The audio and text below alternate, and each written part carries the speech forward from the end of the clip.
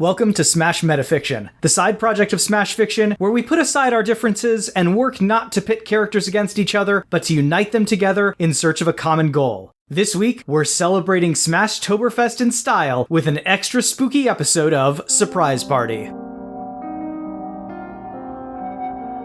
It has been a number of years that I have been researching podcasts. I came across one called Mashtobersay Estfay, which I translated to Smashtoberfest. It was filled with the sounds of human lies and linked with shadowy...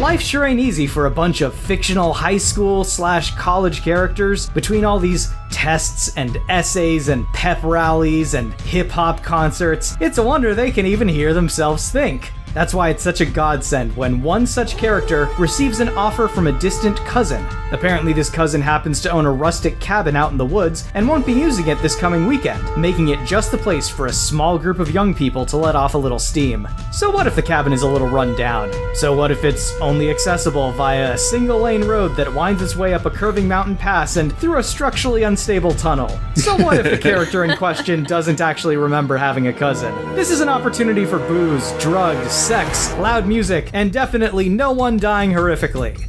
You know, teen things. I'm Dan Mulcairn, and I'll be running operations from my vast underground compound. Joining me from the chem department is Miles Schneiderman. Statistical fact: Smash Fiction hosts will never defeat an advocate with a huge bong in his recording studio. Why? They fear this man. They know he sees farther than they, and he will bind them with ancient logics.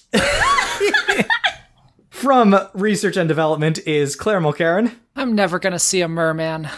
That remains to be seen. And our zoology intern, Kit Mulcairn. That's your okay for me to have brought only animals to this, right? Only if they're animal teens. A quick rundown for those who haven't listened to an episode of Surprise Party before. We're taking a classic team-centric story, in this case, Cabin in the Woods. And by the way, very heavy spoilers for that movie ahead. Seriously. Go watch that movie, by the way. It's way good. Don't listen to this if you haven't seen Cabin in the Woods. Go watch it. And we are replacing the central characters with other fictional characters. Each of the other hosts will create their own party to go up against the monsters of this story, including the most dangerous monster of all, their fellow humans. Once each of them have their teams created, I'll present them with challenges that they encounter along the way. The players will take turns choosing a character from their team and explain how they deal with that challenge. After that point, the chosen character is unusable for the remainder of the game. At the end of each challenge, I'll decide privately which character met the challenge the best and award points to the players accordingly. Then we'll move on. At the end of the game, when presumably only one innocent white girl has either died or miraculously survived, I'll see which player has the most points, and they and their party will be declared the winner. So, first off, let's choose your characters, and in order to do that, we're going to be rolling initiative. Oh, shit, son. Nat 20, motherfucker. Not 20 miles! Oh, man! This bodes well. Shit, alright. All right. What are we going to do about this? So, Claire, I'm guessing you did not roll a nat 20. We couldn't possibly re-roll. We have to do something else. I got an 11. Okay, so Kit and Miles, you guys go ahead and re-roll, please. You will win that arm wrestle, even though we are not in the same room. I'm so weak. Alright, I got a 15 that time. The number of death, 4. Okay. Aw. All right, the order will be Miles, Kit, Claire, but this order will be rotating every round. The first character slot each of you will be filling is the whore. This is one time I don't choose the names of the characters for this. All right. The whore is a character who is especially friendly. They are someone who is open and gregarious, they tend to dress lightly, and they are the sort of person who might be inclined to engage in romantic and or sexual activity, even in unsexy or dangerous conditions. And it should be noted that, despite the strong gender implication of the name of this role, the whore can be of any sex or gender identity. Miles, who is your whore? Alright, so it's gonna get weird fast in this one. Oh, good. My whore is Susie Toller of the film Wild Things.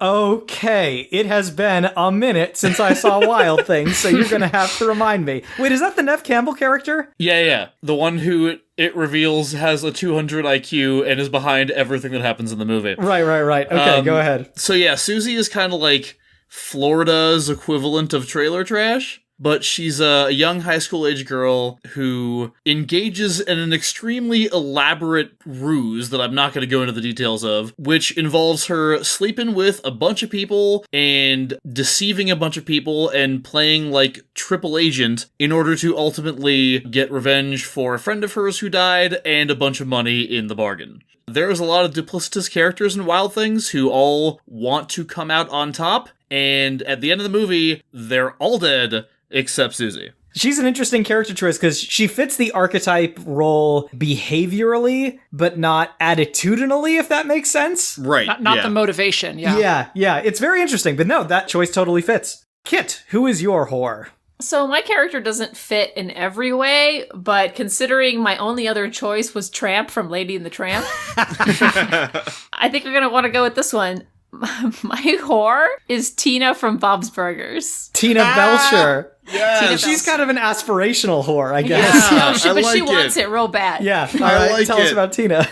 She's the daughter of the family in Bob's Burgers. I want to say she's probably like early high school. Is that where you would put her? Or I think do you so, think yeah. she's like maybe late middle that school? sounds about right. She's like a freshman or a sophomore. Yeah, either way, she's kind of a socially awkward girl, but she's really, really into boys, and I'm like all about female characters that are sexual beings. It's slang. Women like sex too, y'all. And they're not whores for it. But this one is. But she's gonna be. Oh gosh, what other important thing am I missing about her? I mean, she blatantly misunderstands how sex works. She imagines it's largely butt-centric. I mean, she's definitely a butt fetishist. She doesn't handle stress especially well. Oh my god, yes. Okay. Go watch a bit of Bob's Burgers. Yeah, You'll love she's Tina. she's great. She's absolutely a standout character for that series and a very interesting choice for that particular character slot. Claire, who is your whore? My whore is Scott Pilgrim. Oh, shit. Scott Pilgrim's a very good choice. Tell us about Scott Pilgrim. So Scott Pilgrim, 23 years old. He is often unemployed, though in a very bad band called Sex Bob-omb. He thinks of himself as a good guy. He thinks of himself as the protagonist of his own movie. He's kind of clueless. He has issues with being in reality and being aware of his surroundings and remembering things, and gets crushes really easily, falls in love fast and likes ladies a lot, and does not always realize that he is doing terrible things like cheating on girlfriends, breaking hearts, that kind of thing. If you look at the movie from his perspective, he's like a super awesome, cool hero guy, but from the outside, he is kind of a homewrecker and thinks with parts of his body other than his brain a lot of the time, shall we say. Yeah, no, he definitely fits that archetype. Again, another very unconventional choice, but absolutely fits. The next character slot is the athlete. This is the character that specializes in the physical. Whether they have strong muscles, quick reflexes, or are built like a tank, they are almost certainly the character best suited to taking action. Often this means that the athlete will appoint themselves as the de facto leader of the group, but many athletes are not especially bright and can sometimes be prone to poor judgment. Kit, who is your athlete? I'm gonna go with Makoto Kino, also known as Sailor Jupiter. Okay. Sailor Jupiter. Tell us about Sailor Jupiter. She's great. She is in late middle school for Japan. For most people who grew up with Sailor Moon, she's like the favorite because she's a super tough, like martial arts practicer, but also loves to bake and like gets crushes on boys super easily. But she also turns into Sailor Jupiter, a Sailor Senshi, a Sailor warrior that fights monsters and shit. And she has electricity powers. I can't imagine that her history with fighting monsters will come into play in this particular episode, but we'll see.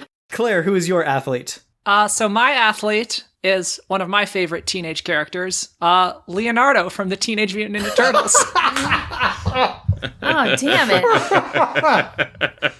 Okay, Claire, tell us about Leonardo. So Leonardo leads. He sure does.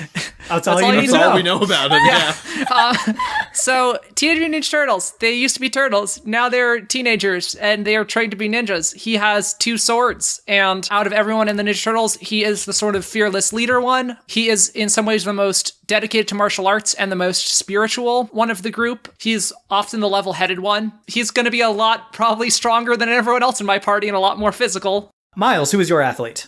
Starting to feel a little bit outmatched here, but my athlete is Becky O'Shea, aka Icebox, from the film Little Giants. Okay, I haven't seen that one. You're gonna have to explain her to me. I think it's a late 90s, like, kids sports movie. Rick Moranis, right? He's like a football coach, like a peewee football coach or something. And he has like some crappy gas station, and his brother has a car dealership, and they get in an argument, and they decide that whichever one of them like puts together a child football team to beat the other person's child football team, they'll get the other one's business. And Rick Moranis' daughter, Becky, is like the biggest badass at football that any of them have ever seen. Through the whole movie, she fucking murders people. They call her Icebox. She runs through people. The only reason at the end that the opposing team, like the bad guy team, even has a chance is because she's decided to spend the big game as a cheerleader because she has a crush on the quarterback. And then during the game, the quarterback gets hurt. At which point, she puts on her pads and storms onto the field, and everybody's like, oh, fuck.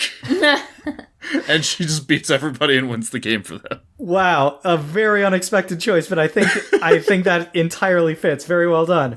The third character slot is the Scholar. This is the character who specializes in the mental. The Scholar tends to have an impressive amount of knowledge, often in multiple subjects or disciplines, and their mind is especially skilled at figuring out how things work. The Scholar is frequently shy or otherwise socially awkward, and their curiosity can sometimes get them into trouble. Claire, who is your Scholar? My scholar is Velma Dinkley. All right, tell us about Velma Dinkley from Scooby-Doo. Specifically, the version of Velma that I'm going to use is the one from my favorite, or shall I say the objectively best version of Scooby-Doo, which is Scooby-Doo Mystery Incorporated. Very interested in finding proof of the supernatural, but is also sort of skeptical of it. At the same time, requires more proof than the other people before she starts jumping to the conclusion that ghosts are real and stuff like that. She's quite strong when she's angry, as we know. She can like kick tombstones over and stuff like that. Yeah, and she has a smartphone, laptop, binoculars, all of those very useful, high-tech devices. Miles, who is your Scholar? My Scholar is Abed from Community. Okay, Oh, nice. Abed. Tell us about Abed. He's a weird guy.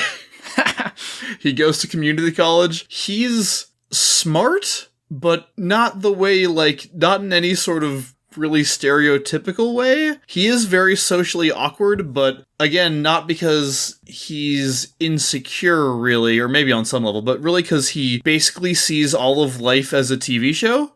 To the point where it seems like he occasionally realizes he's in a TV show. So, I just figured might be nice to have somebody who can see certain tropes coming. Sure, yeah, you gotta break that fourth wall occasionally when you're running away from a monster. That's right.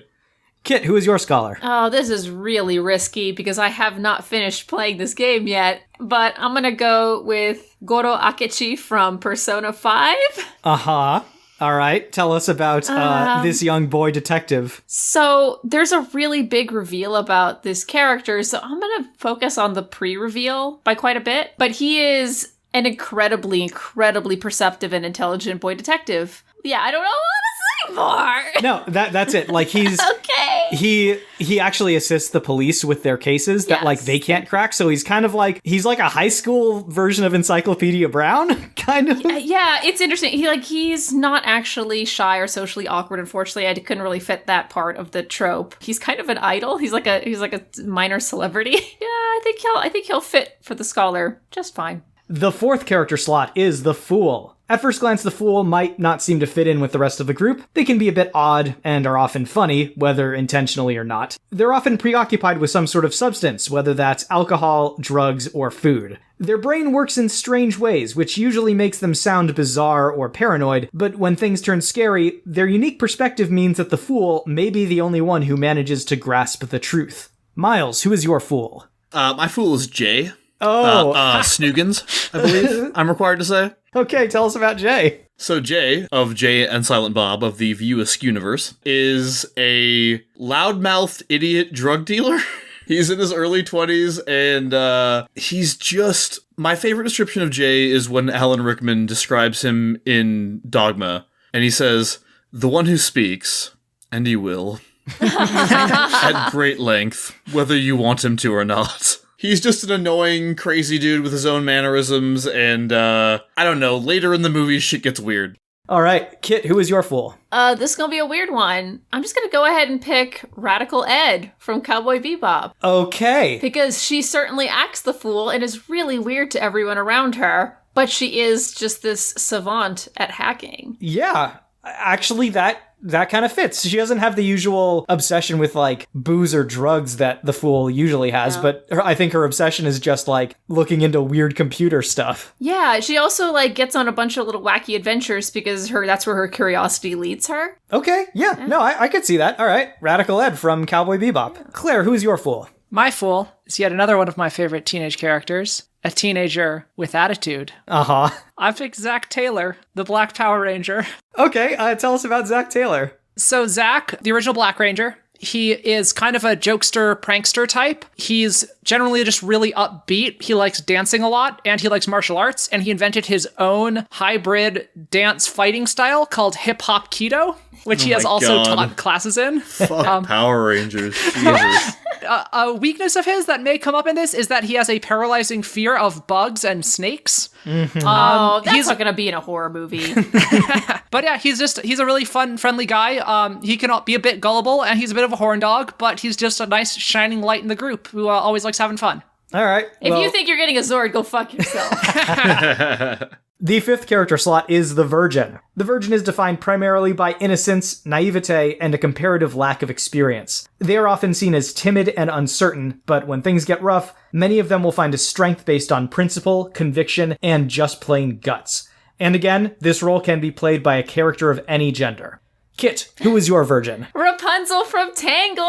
Oh, that's perfect. Yeah. All right, tell us about Rapunzel in her Tangled incarnation. When will my life begin? No, when will it end? Much more important question. Yes, hopefully not for a very long time. Tangled is a movie based on the Rapunzel story. It's changed a lot, but she is a girl who was locked up in a tower. She has very, very long hair. In the movie, you see that she has learned to do all kinds of sick hair stunts. She's very feisty. She's determined to find out what the world's like. Has a kind of a lot of a naivete at the very beginning because she was locked up in a tower. But she's got a lot of skills because hobbies are kind of her life. That's all she could do. Claire, who is your Virgin? My Virgin is John Connor from Terminator 2. Ah. Wow. All right. Wow. Tell us about young Mr. Connor. Are you sure you didn't want to make that the Dumpus for Miles?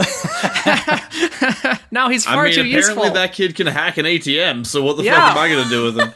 So John Connor is the son of Sarah Connor, who, when she was pregnant with him, or actually concurrently with the time when she became pregnant with him, she was being hounded by a robot from the future who told her that one day her child would lead a resistance force that would destroy an evil robot army. So she raised him from birth to try to be a soldier and taught him stuff about hacking and how to use guns and stuff like that. But at the time when the movie starts off, she's been in an insane asylum for a few years, and he basically doesn't believe that anything she told him is true, and he just uses his skills that he learned from her, like the aforementioned ability to hack ATMs, to just steal money and ride around on his little dirt bike and generally be an annoying juvenile delinquent. And then, he has to find his strength and become an annoying hero who has to save the world. Miles, who is your Virgin?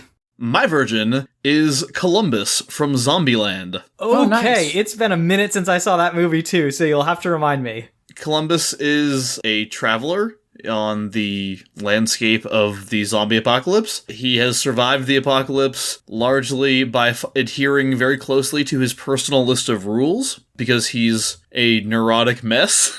Just generally a weird guy. It's speculated in the film that he's actually a virgin. You don't actually find out. But more importantly, he comes off as very timid and insecure until it's time to do his fucking job, at which point he's extremely, extremely good at killing zombies. And the sixth and final character slot is, of course, the Dumpus. Maybe they were an adult chaperone that insisted on coming along. Maybe they're that friend. You know the friend I'm talking about. Or maybe they're just some weird hitchhiker you picked up along the way. Regardless, the Dumpus doesn't really fit the rest of the group, and they probably didn't bring any gas money with them either, not to mention, any kind of useful skills at all. And as always, the players will not be choosing their own Dumpus, but will instead be assigning a Dumpus to another player. Claire, who is Miles' Dumpus? Miles' Dumpus is Steve from Blue's Clues. One of these days, Dan's gonna let me pick yours again, Claire. And on that day, you go get it. Tell us about Steve from Blue's Clues. Is that even a character, really? So Steve is the host of Blue's Clues. He lives in a sort of house made of paper craft. That's like a green screen environment behind him. And he has a dog named Blue who can't speak, who just makes little barky sounds, but likes to leave puzzles that Steve has to solve with the help of an audience that he talks to by breaking the fourth wall. So depending on how we want to go in this, he's probably just going to be staring off into space a lot, talking to an audience that no one else can see, and looking for clues, being very bad at finding them, and needing an audience to shout it out so he can tell where they are. And he also walks very slowly by just jogging up and down as the background very slowly scrolls past him. All this, by the way, easily explained by the real-life heroin addiction that the man suffered. It could be. That could also be the case. Oh, that's so sad. No, Steve. Man. All right. Where was your Blue? Miles, who is Kit's Dumpus? Kit's Dumpus is Detective James Carter. Oh, that's so sweet. Tell us about James Carter from Rush Hour. He fucking sucks. He's a completely incompetent wannabe police officer who thinks he knows karate and thinks he can get information on the criminal underworld by getting on a stage and asking people to raise their hands if they're in the criminal underworld. See Rush Hour versus Hot Fuzz for more of Miles' hot takes on this particular character. Kit, who is Claire's Dumpus? Claire, Yeah. you gonna get Johnny, Tommy Wiseau's character from The Room. Wow. Okay, tell us about this particular character, Kit. He is probably both the chaperone and that friend that you just can't get rid of. And also kind of the whore a little bit. Well, no, okay. So in The Room, you can tell that Johnny's supposed to be that perfect character that everyone loves, and anything bad that happens to him is a total tragedy. And bad things do happen to him because his girlfriend cheats on him, and there's a lot of B plots that don't really go anywhere. You get to see his butt in the very first scene in the movie, and it's traumatic. I guess it's not really a spoiler. Ultimately, everything kind of falls apart around him, and he kills himself. Oh, I'm very excited Claire. about this. All right, everyone now has a party of 6 characters, but before I break out the whiteboard and we all start taking bets, we're going to play a quick round of musical chairs. Each of you, please roll a d6. All right, Miles? I got a 6. Okay. Oh, jeez. Kit? Tina. Okay. And Claire? I got 5, so John Connor. Okay, so Miles will be giving Steve from Blue's Clues to Kit. Yes! Now has the Double Dumpus. Double Dumpus. Yes! Double Dumpus. Kit is giving Tina Belcher to Claire, and Claire is giving John Connor to Miles. Players, please introduce your party of definitely not doomed teens to your adoring public. My team consists of Susie from Wild Things, Abed from Community, Becky Icebox O'Shea from Little Giants, Jay from the View Askew movies, Columbus from Zombieland, and John Connor from some movie that I don't remember anything about because it was awful.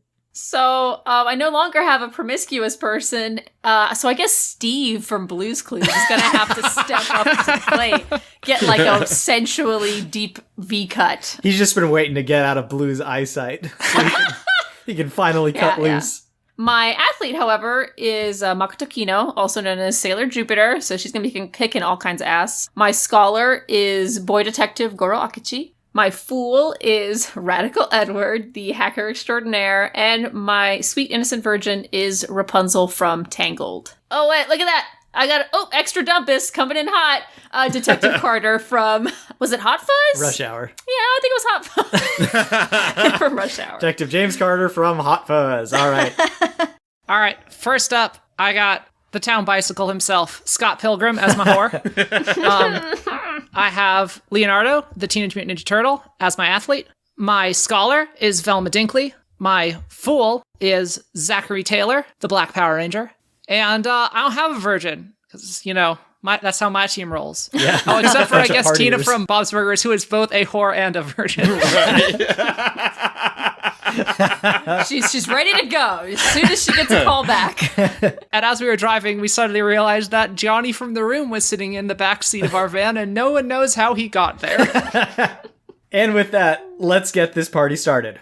Chapter 1, Flesh. Boy, that bug-eyed gas station attendant sure was weird, huh?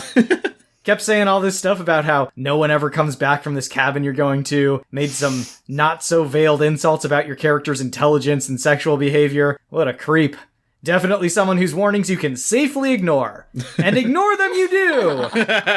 You eventually find the cabin, a bit more run down and creepy than you might have hoped for, but hey, that's why you're getting out of the city in the first place, right? After a day of swimming in the nearby lake and playing increasingly drunken games of truth or dare, you all find your way down into the cellar, which is chock full of all sorts of crazy old-time nonsense. You can't quite remember all the stuff you played with, but you eventually decide to head back upstairs. By this point, two of your characters have been making eyes at each other for hours now, and decide to take a lovely nighttime walk in the woods. Of course, these two are barely out of earshot of the cabin before they decide to lose the clothes and get to know each other a little better. Miles, which two characters have decided to get amorous with each other and committed the single biggest cardinal sin you can commit in a horror film? I think it's going to be Columbus and Susie. All right, so Columbus and Susie wander off into the woods. Kit, which two characters are you shipping? I have two grown men on this team and then a bunch of teenagers, and I'm not going that route. So they could just do stupid grown men things. Sure. I'm going to say that Makoto, Sailor Jupiter, and Rapunzel are actually getting like a little girl crush that maybe is something deeper. All right. Claire, how about you? Well, just like The Room, I think this movie needs to start off with Johnny's butt. Oh, no! And I don't really want to make any of these people get with Johnny. So Johnny's just heading out into the woods to masturbate? Is that what you're saying? I mean, they're all teenagers. Well, Scott Pilgrim is 23. That's Okay, all right, that's acceptable. Yeah, I guess Johnny and... Oh, God, I can't even say it. Pilgrim deserves this. Yeah, I guess Johnny and Scott Pilgrim. All right. So, now that we know the characters involved, we reveal the threat. Little do you know, but your increasingly underdressed characters are being watched from the shadows of the woods. Something begins to creep toward you. Something with murderous intent. Miles, the monster menacing you will be... Jack-o'-lantern. Okay. A being that seems to be a tall, well-dressed human male, except for the fact that his head is a large, round pumpkin with a monstrous face carved into it. This being is able to separate himself from his head and will often use his own head as a thrown weapon. He also shoots huge gouts of fire from his mouth, allowing him to burn his prey to a crisp at a distance. How are your two chosen characters getting out of this one? First of all, the jack-o'-lantern doesn't even begin getting the drop on them. Because here's the thing. They go into the clearing and, like, they start, touching the clothes and everything, but Columbus has to fucking check some shit first, alright? Before this can go down, he's gotta look behind the trees, he's gotta make sure there's some, like, clear lines of sight and lanes for escape. Like, this dude does not fuck around. He's a paranoid, and as he's looking around, making sure that the clearing is safe for a little casual boning, he is going to discover the jack-o'-lantern as it's attempting to sneak up on them. He is immediately going to bust out his double-barreled shotgun, which he had with him, naturally, when he's going to leave it behind. Come on now. Shoot in the head, blow up the fucking pumpkin. In the meantime, Susie's reaction to this whole thing has been, of course, to do what she always does, which is pretend to be something she's not. So, upon initially seeing the pumpkin head, she pretended to kind of like get down and like cower so that maybe it would ignore her in favor of the greater threat. And just at the moment that Columbus shoots the pumpkin head with a shotgun, she sweeps the leg from behind. And so it kind of has like a total elimination effect, if you know that wrestling move. What I'm saying is that the head that has just been hit with a shotgun falls immediately to the ground while the legs go up in the air, and the fucking whole thing is just wrecked in that one hit. and Wow. then we get down. They're not deterred by their near-death experience. No, now that the threat's been assessed and taken care of, now it's time. Kit, the monster menacing you, is... the unicorn. It would go for two maidens about to get naked, you nasty horse. A beautiful white horse with a long spiral horn growing from its forehead. This is no delicate Lisa Frank shit, though. This is a vicious killer that senses impurity in every living thing and seeks to punish them by running them down and impaling them. The unicorn is strong, fast, and tireless. Tell me how your characters deal with this. All right, so they're sitting out in the grass. Is it nighttime, Dan? Yes, it is nighttime. All right, maybe they're getting like a little fire ready. And then they hear a rustling in the bushes. And Makoto, who's like very used to things coming at her all the time, so many monsters in Tokyo, she like jumps to her feet. And this white horse face sticks out of the bushes. And Rapunzel's like a little enchanted but confused. She's like, Maximus? She thinks maybe it's the horse that she met when she was doing adventures with Flynn. Makoto's used to monsters pretending to be innocuous, nice things. So she's like, no, something's wrong. And then the unicorn runs at Rapunzel. Makoto dives, pushes her out of the way. They roll. The unicorn is stomping its hooves and lining up for the next charge. Makoto pulls out her little transformation pen and begins her very long transformation sequence. But this is not one of those bullshit Sailor Moon monsters. It's not going to wait for her to finish changing. So this unicorn starts charging. Rapunzel's like, no! She whips out her frying pan that she always has on her because safety first, right? And as this unicorn runs by, she swings her frying pan, breaks this stupid evil horse's leg, and then Makoto finishes this thing off with one of her really powerful electricity attacks. Okay, very impressive. And Claire. Merman. You are being menaced by the merman. Nice! Merman? Yes! A corpulent fish-human creature with flabby, rubbery skin, a wide mouth full of small fangs, and a blowhole on his back. While it is deadliest in water, it is still capable of moving about on land, where it prefers to wait to sneak up on a victim that is disabled, incapacitated, or alone, and devour them, shooting the victim's blood out through its blowhole. How do your characters get around this? So Scott Pilgrim and Johnny go out into the woods to just play a game of catch, Johnny brings his football. So they're just, throwing the football back and forth in the woods in the middle of the night. Then, they're getting closer. They're talking. They end up kind of play wrestling, how they do, rolling around in the grass, laughing. Oh my God. In the end, Johnny's on top of Scott Pilgrim as they're wrestling. And then they meet eyes for a moment. I take it back. Nobody deserves this. They hear a sound like water being blasted out of a blowhole, and behind them, they turn and see a figure crawling up behind them, to which Johnny says, "Oh, hi, merman." It chomps onto Johnny's legs and starts dragging him away back towards the lake that it came from. He goes into a rage and starts punching it in the face, hitting it, and he says, "You're tearing me apart, merman." But literally this time. And at this point, Scott Pilgrim, everything's in slow motion for him. He sort of turns around the room. It becomes like a split screen of Johnny and the merman and him. And then in the bottom corner of the split screen, there's the football. Scott Pilgrim picks it up and holds it out behind him and just starts running without pumping his arms, just the football held up behind him like Naruto style. Then he leaps up into the air, jump in like 30 feet up into the air, and we just see the moon behind him. He's just like a silhouette that crosses in front of it, and then he chucks the football down to the ground. It just spirals and then lights on fire as it's coming down to the ground like a comet, and then it hits the merman right in the blowhole, and it gets wedged in there. Perfect. And then so the merman starts coughing. It can't breathe anymore. It can't clear the blood out of it that it's been eating, has been eating Johnny's lower body. And so it just says they're choking with the upper half of Johnny's body lying out of its mouth. Scott turns and runs back to the house and does not see whether or not Johnny has survived, but, odds are not great. Chapter 2, Eyes. Back at the cabin, the rest of your characters have definitely caught on to the fact that there are things out in the darkness that are after them. They've barricaded the front door, but there's a frankly impractical number of windows, side doors, and secret passages in this place, so there's a lot of ground to cover. Sounds like it's time to split up! Choose 2 more of your remaining characters, and tell me which one is going to go check out the secret passages in the cellar, while the other one works to block off the ground level windows. Kit, which two characters are you picking, and who is going to which area? Yeah, I'm gonna say Detective Carter starts barking orders, tells Akechi, if you're such a damn good detective, you can go, search for it. I'm gonna stay up here where it's safe and barricade windows. Great. Claire, your go? I think if there's a person who's going to have the best, tactical sense and want to be boarding stuff up, it's going to be Leonardo. And if there's a person who's going to go down into the basement to find a mystery, that's going to be Velma. Okay. Miles, how about you?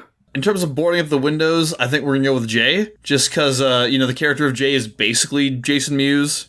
Kevin Smith has admitted that. They're essentially the same guy. And Jason Mewes did play himself in the movie Feast, in which they had to board up windows. So I think he's Perfect. the right choice for this. As for the cellar, get down there, John. Told you it was going to happen. Go down to the cellar, Connor. All right. The character that you selected to stay on the ground floor and take care of the windows is doing just that, moving from bedroom to bedroom and either nailing boards over the windows or simply using large furniture to block them off. This character has just moved to barricade the final window when a shadow darts by on the other side of the glass. A split second later, the window shatters and your character is yanked outside, where they see a hideous monster standing over them, eager to finish them off. Kit, your character faces imminent death at the hands of a giant snake!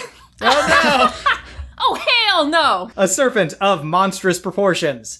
Possessing aspects of cobra and anaconda, this creature can easily swallow a full-grown human whole, its muscular body can crush and suffocate a person in seconds, and its fangs drip with gallons of incredibly deadly venom. What are they going to do now? Detective Carter gets dragged out by a snake. I assume the snake does something unactually snake-like and drags him out with its tail or something, right? Sure. And so he's like, I am not about to get eaten by no damn snake! So he's army crawling, dragging himself, trying to get away from this snake's grip, because in movies, snakes can be constrictors, but also have venom. Fuck movies. That's right. And the snake is being movie overdramatic and, rears up and opens his mouth and venom's dripping out.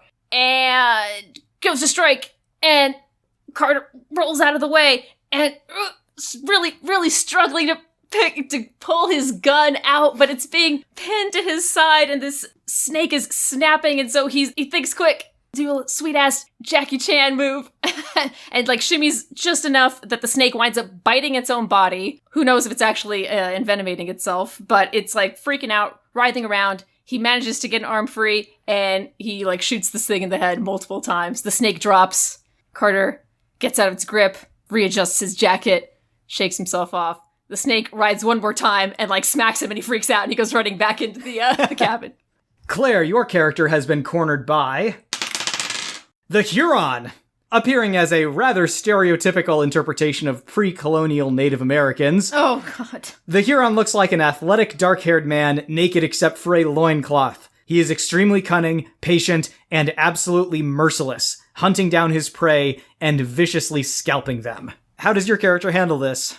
All right, so Leonardo gets pulled out through a window by the Huron and gets, dragged out into the grass. He lifts up a hatchet and brings it down on Leonardo, and it gets embedded in his shell. So he's trying to pull it out for a second, but then Leonardo rolls free and draws his swords. The Huron draws a second hatchet that he had, and the two begin fighting. And, they're, of course, pretty much equally matched. Leonardo with his awesome Japanese-style sword fighting, and the Huron who is, lightning fast and very skilled with his hatchet. In the end, Leonardo is able to disarm him, knocks his hatchet away, holds his two swords up against the Huron's neck. He basically just tells him to yield, and he does. The Huron looks at him sort of confused because he's never known a foe who would be so skilled, who would yet take someone alive, so he seems sort of impressed by him. So after a moment, Leonardo sheathes his swords, holds out a hand, the Huron shakes it. Leonardo then turns away to go back into the house, and the Huron draws his hatchet out of Leonardo's back because it's still been there, and he chops him in the head because he's still an evil monster.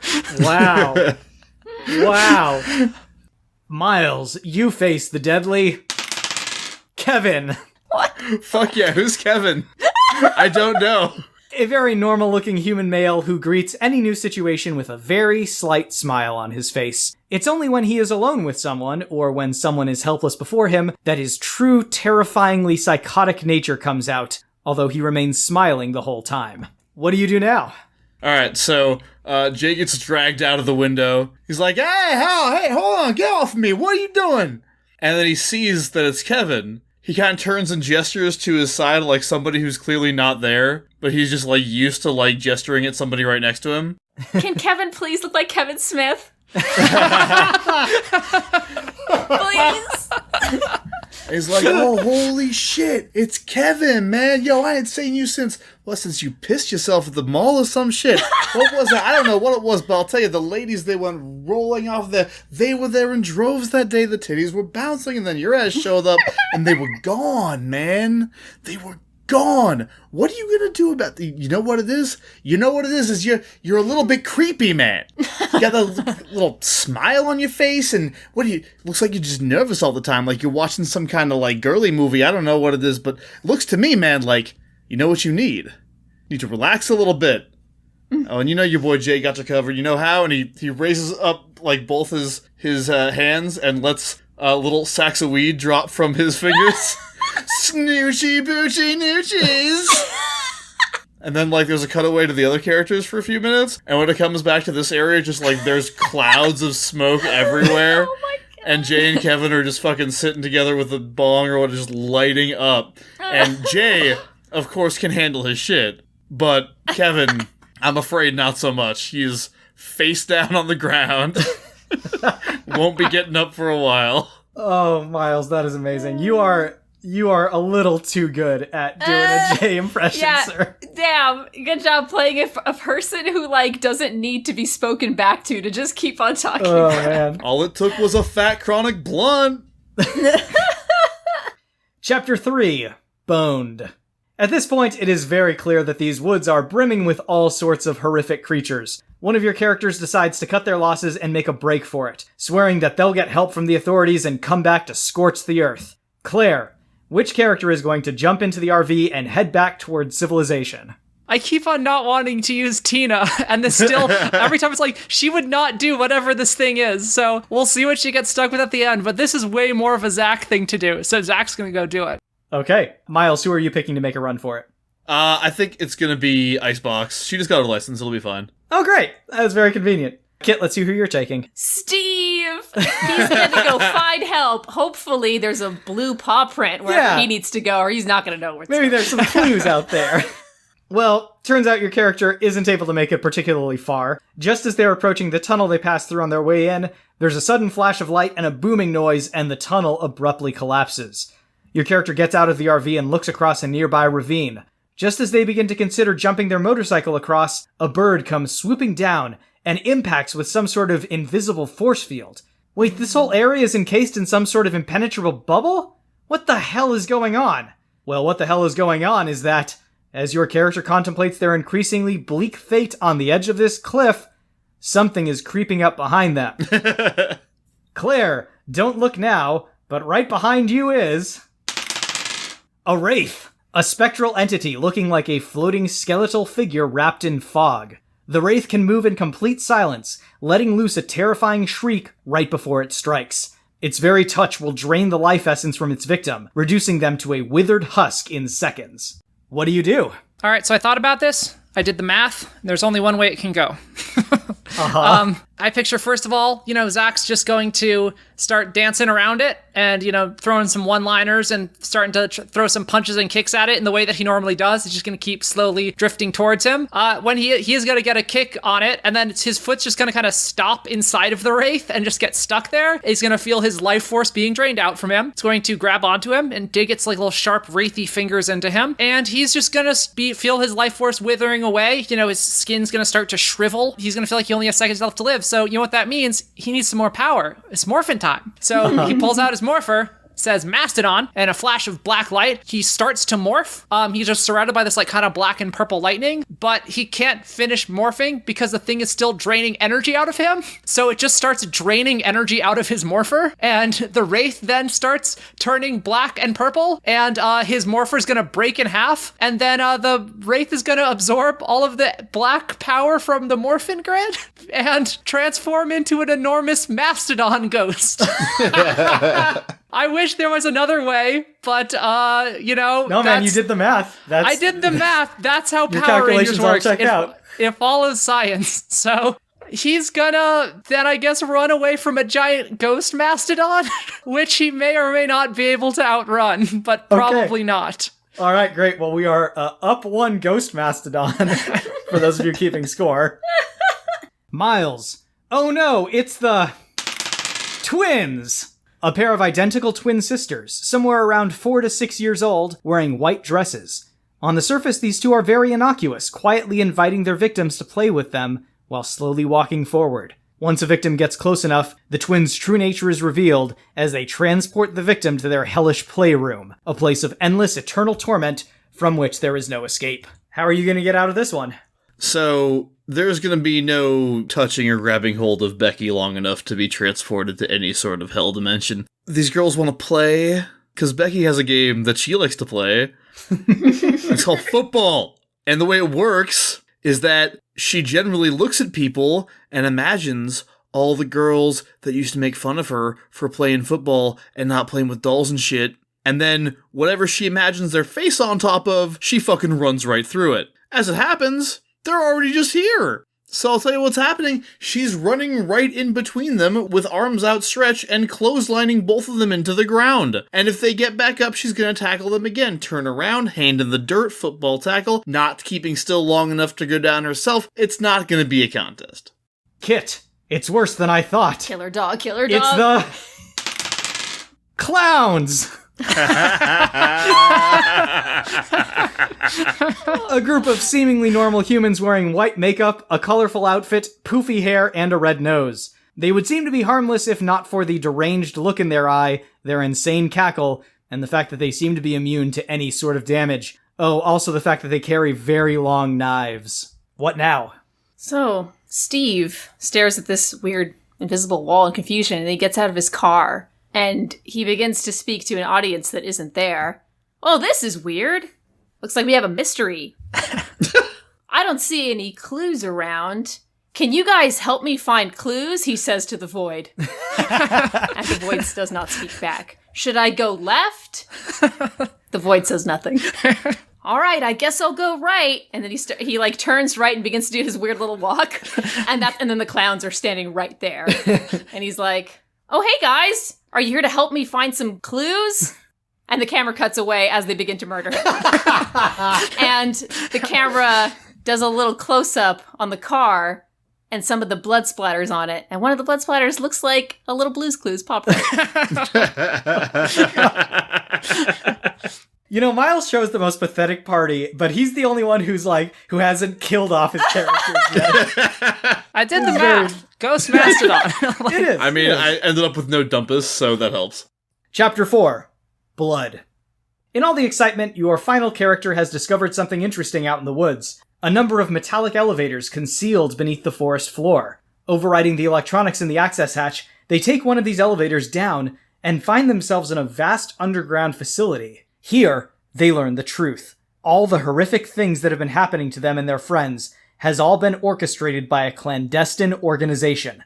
Apparently, this organization worships the Ancient Ones, a group of giant malevolent gods that slumber beneath the earth and are only appeased by regular human sacrifice. Also, they're really particular about the preservation of their favorite horror movie tropes in said sacrifices. Well, screw that, your character thinks. This organization has been turning monsters loose on me and my friends. Two can play at that game. Your character finds the main control panel and releases each and every one of the hundreds of terrifying monsters into the facility. This place turns into a bloodbath very quickly. Your character turns to run, only to encounter one last challenge before they escape. Miles, your final character needs to deal with the bride.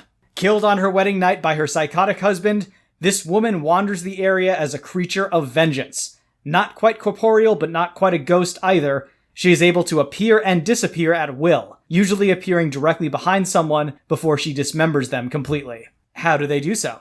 All right, well, my final character here is Abed. Okay. He looks at the bride and he says, one last monster in my way.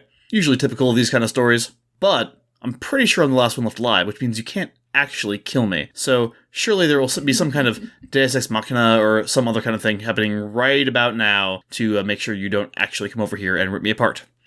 And there's a pause and the thing keeps getting closer. teleports around a little bit, teleports behind him, and he's like, huh, maybe I'm not the only one left. Oh well. And he pulls out a pendant on a chain with a portrait in it and hands it to the bride, who like looks at it with like love and confusion. And he goes, yeah, I took this from the basement earlier when we were messing around down there. Figured it might come in handy with you obviously having some kind of tragic backstory, and usually this kind of heirloom is enough to banish you back to wherever you come from. Honestly, your backstory and your character is pretty tropish, pretty easy to figure out. The bride thanks him and vanishes into the afterlife, and he continues on his way. Dang! Alright, good job, Abed. Kit, the only thing standing in your way is the dreaded witches. A coven of ancient, pale hags with long white hair, tattered black robes, and claw-like fingernails. They fly through the air, cackling and snarling, and direct their magical energy at their victims, looking to rip the soul out of their bodies. What now? So, are you telling me that Radical Ed is the one that found the control center for this fucking place? It works pretty nicely, doesn't it? How goddamn beautiful. So yeah, she's like running her fingers over the keyboard and just like reading up all of this stuff. And she's like, ooh, a mysterious space creature, spooky. Attack of the horrible alien. She's like, like already like hacked in completely into the system. And then these witches come up on her and she's like, oh, hey ladies. Pulls out these little water guns that she had already put together herself, filled with the correct ingredients, easy to find home ingredients to create mustard gas. She's like, this is a bust! Stinky gas! And she shoots him and the witches are all like disoriented, and then she clicks on a couple buttons that make a trapdoor explode out from under the witches. And one still seems to be alive, hanging in there, and she opens up a grate that releases another one of those unicorns that just drives right through that lady. Ed hits another button, and a cage falls over that unicorn again.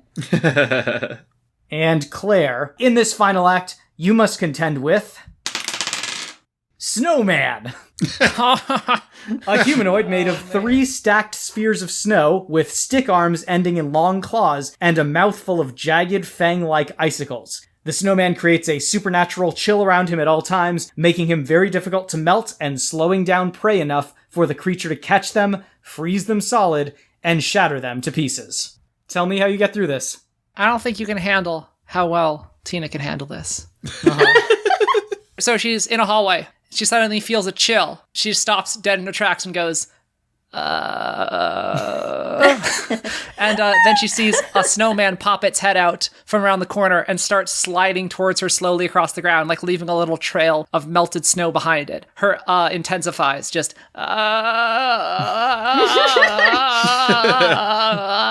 without moving. And as it gets closer to her, she suddenly snaps out of it and says, well, I suppose I must die here.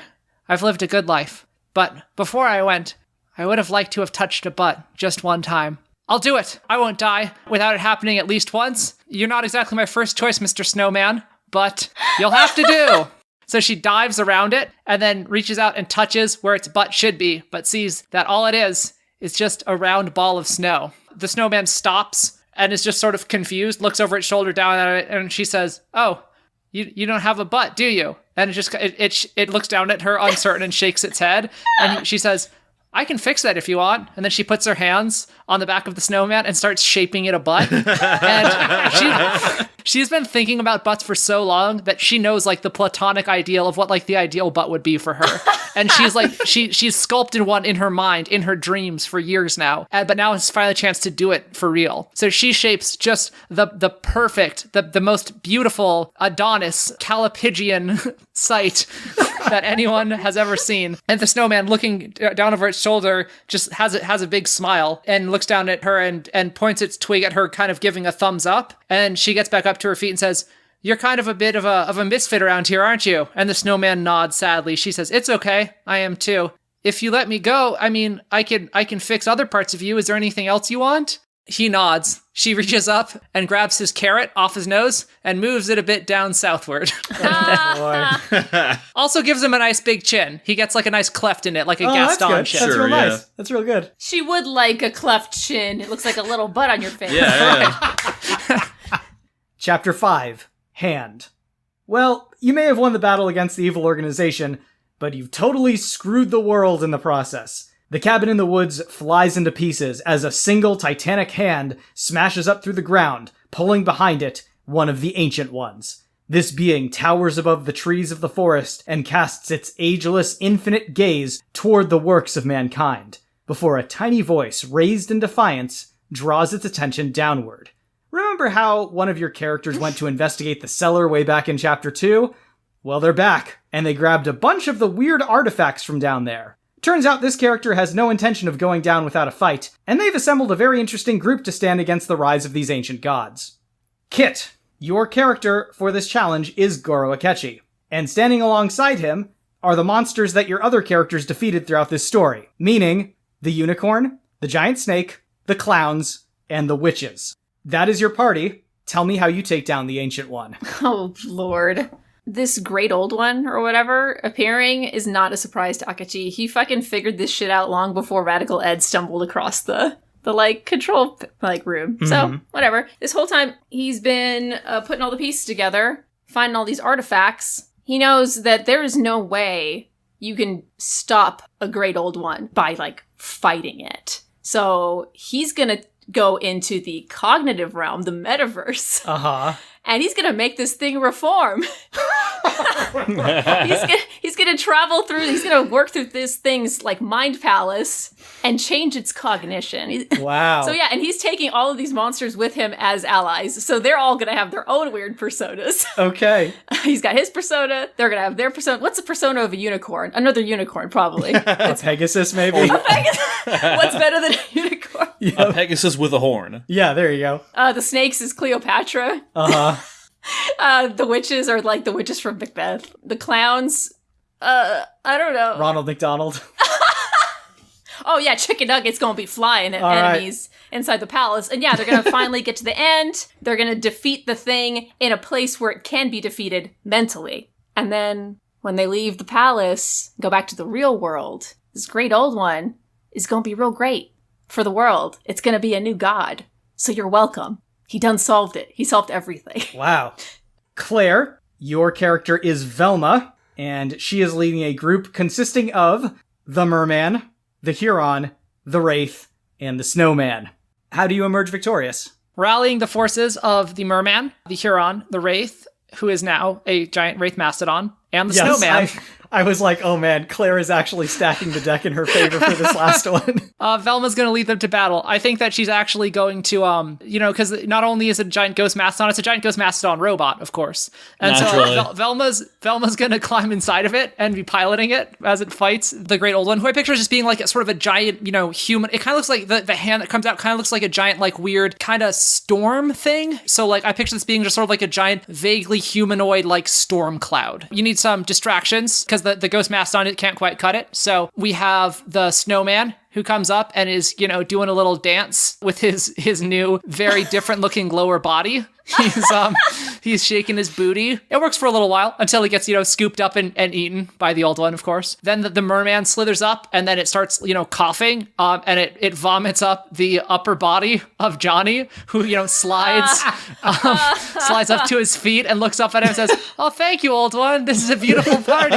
You invited all my friends. Good thinking."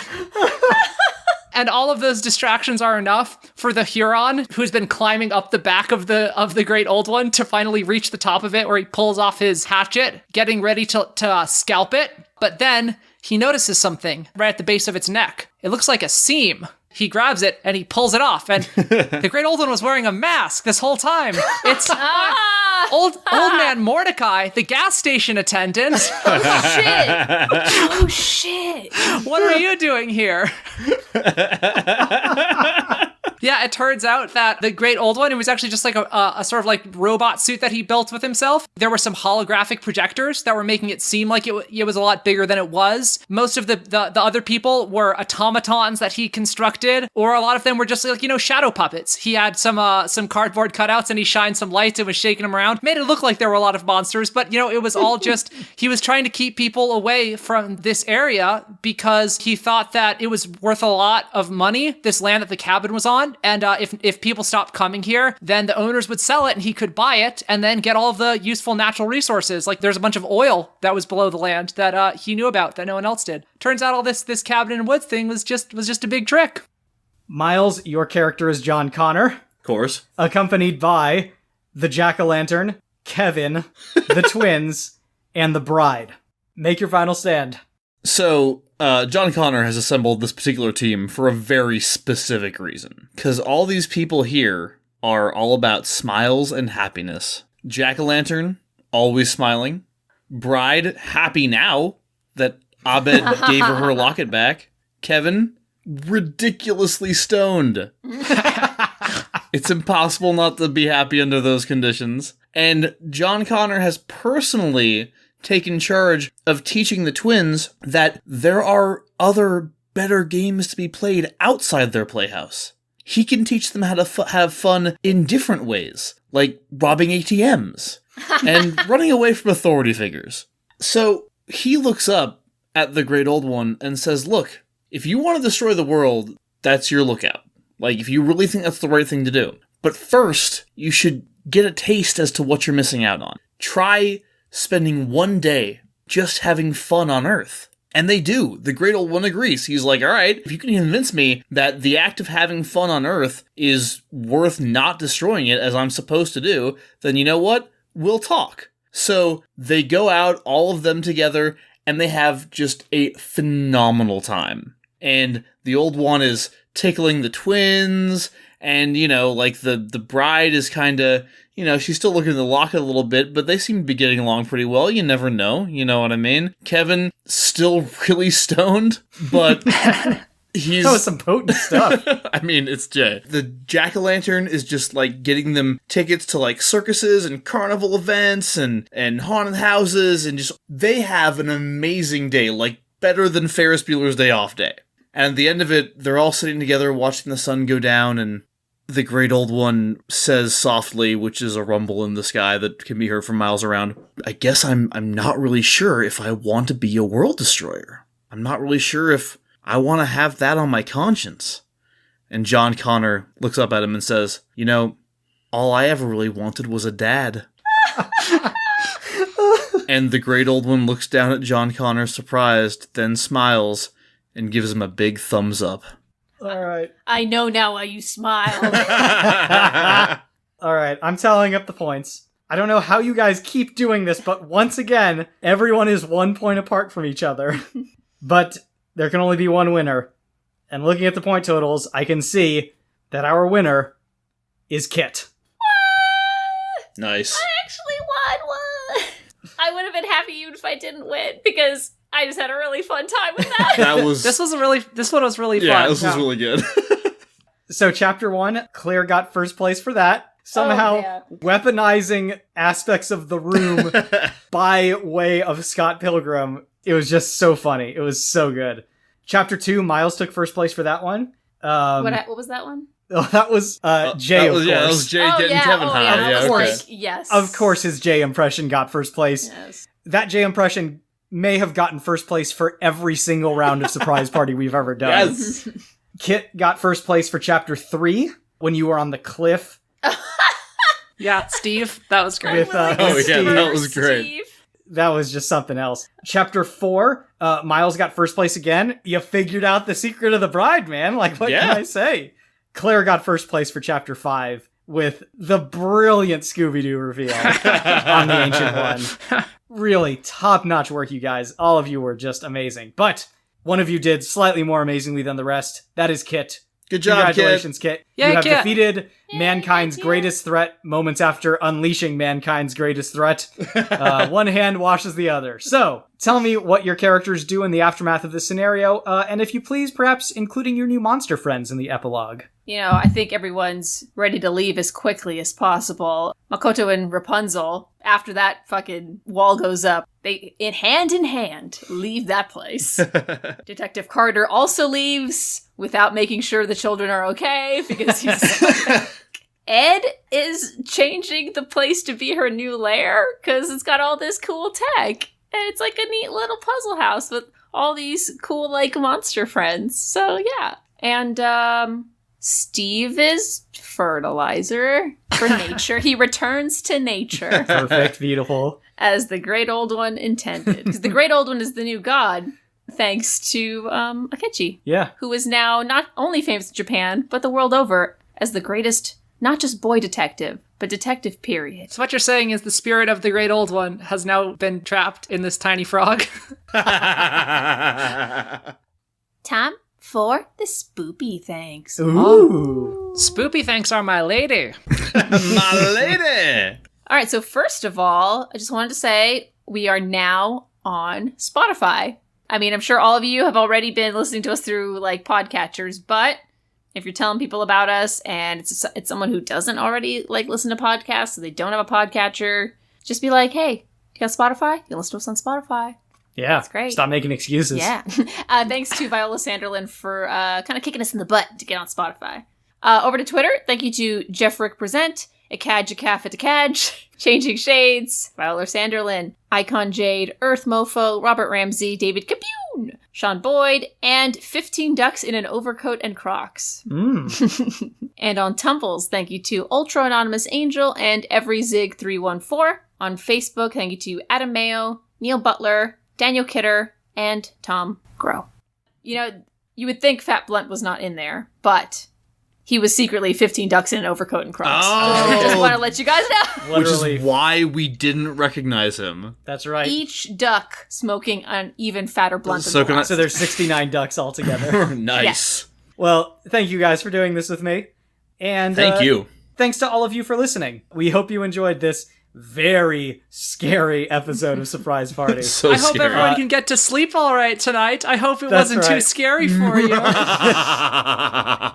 So join us next week for our final episode of Smashtoberfest No. with Freddy Krueger versus the crew from Inception.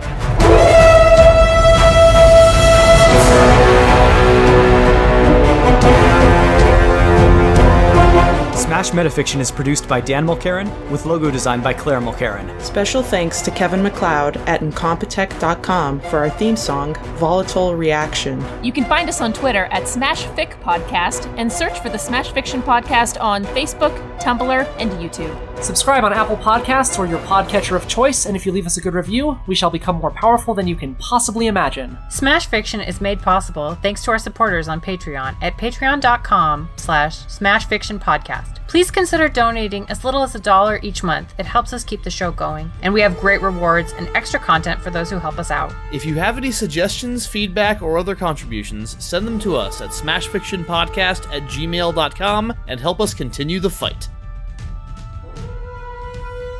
And Claire is giving John Connor to Miles. Ooh, or I will make him do things. So really, Like answer the door when someone knocks. This is such a malicious episode. Everybody's All right, gonna be players. like, alright guys, no matter what, we have to stick together. Except for you, John. You go check the basement.